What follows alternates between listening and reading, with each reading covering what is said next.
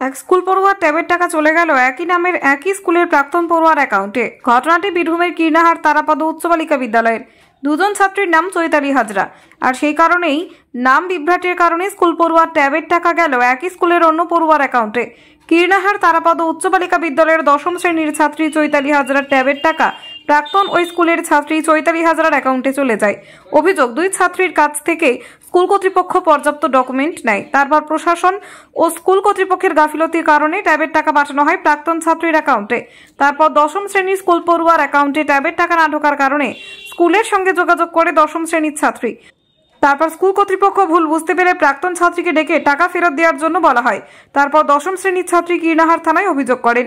তারপর প্রাক্তন ছাত্রী ও তার পরিবারকে ডেকে ব্যাংক থেকে টাকা তুলে গতকাল পুলিশের হাতে তুলে দেন। তারপর পুলিশ খুলে দেন ওই 10ম শ্রেণীর ছাত্রীর হাতে টাকা তুলে দেন বলে জানা যায়। কাজী আমিরুল ইসলামের রিপোর্ট।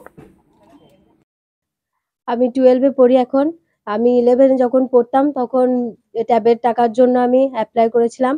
তারপর আমি দুর্গাপুজো ছুটি চলছিল, ওই জন্য সবার টাকা ঢুকেছে কিন্তু আমার ঢুকেনি। আপডেট করার পর দেখলাম।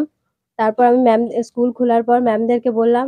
ম্যামরা আবার যে লিস্টে নাম দিয়েছিলাম ওই লিস্টে দেখলো যে চৈতালি হাজরা কার নাম লেখা আছে, কিন্তু আমি যখন ম্যাম বললো যে তোমার বাবার নাম কি, আমি বললাম সন্তোষ হাজরা। এবার ওইখানে করা ছিল কানু হাজরা। তো এবার অন্যজনের অ্যাকাউন্টে টাকাটা, আমার টাকাটা অন্যজনের অ্যাকাউন্টে ঢুকে গিয়েছে। তারপর টাকাটা কে দিল?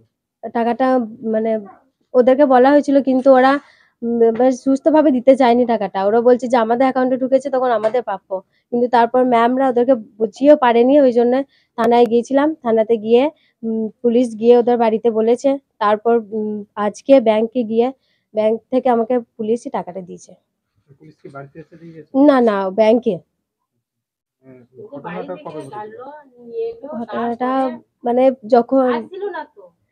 যখন পুজো ছুটি চলছিল তখন আমি জানতে পেরেছিলাম যে আমার টাকা ঢোকেনি। তারপর আমি স্কুলে গিয়ে শনিবারে গিয়ে ম্যামরা বুঝতে পারলো যে কিভাবে কি হয়েছে। তারপর আজকে আমি টাকাটা পেয়েছি। কি মনে করছে এই ধরনের ঘটনা কি হতে পারে? ম্যামদেরই একটু ভুল হয়েছে।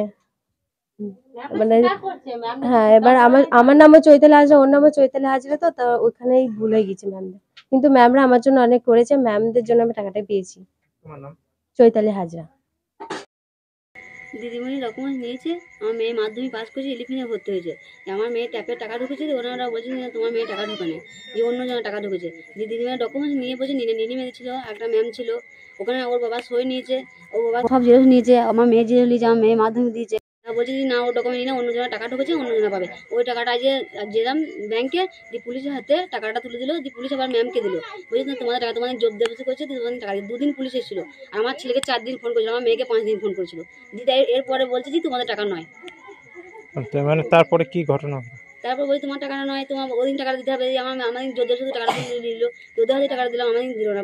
টাকাটা আমার চৈতালি হাজার নামে ঢুকেছে, আবার ওর বাবার নামে অ্যাকাউন্ট, ওর বাবার নামে ঢুকেছে, বাবা তুলতে পাবে। তারপর বলছে না, অন্য জনের টাকা ঢুকেছে, ওরা পাবে, ওই চৈতালি হাজার পাবে, তোমরা পাবে না। ওর বাবার নাম সন্তোষ হাজরা, এর বাবার নাম কানু হাজরা। তার বাড়ি কি কোথায়? এখানে মতিপুর। আমি আইডি নাম্বার নিয়েছে, আবার আধার নাম্বার নিয়েছে, ভোটার নাম্বার, ব্যাংকের অ্যাকাউন্ট নিয়েছে, সবই নিয়েছে। আমি দিয়ে বলছি না, তোমার ডকুমেন্ট নিয়ে বলছি নিয়ে তোমরা চেক করতে পারো। স্কুল কর্তৃপক্ষকে জানিয়েছেন বিষয়টা? স্কুল জানিয়েছি, বলছি না আমার ডকুমেন্ট নিয়ে এই যে কিন্নার গার্লস স্কুলে। আপনার নাম? আমার নাম শিখা হাজরা। নবরূপে নবসাজে, কপালে সিঁদুর, পরনে শাড়ি, নিত্য নতুন গহনা মানেই ঘোষ জুয়েলারি। সাজাবো তোমায় যতনে, সেরা জিনিস সঠিক দামে, কথা নয় কাজে। সরকারি চিহ্নিত লাইসেন্স প্রাপ্ত 916 হলমার্ক সোনার গহনা, রূপার গহনা ও গ্রহরত্নের এক বিশ্বস্ত প্রতিষ্ঠান। আমাদের ঠিকানা কামারপুকুর, নতুন চটি, হুগলি। ফোন নম্বর 9830560837 অথবা 9732964460। আমাদের আরো একটি ঠিকানা কোতুলপুর, আনন্দপল্লী, বাঁকুড়া। ফোন নম্বর 9830560837 অথবা 95648453222।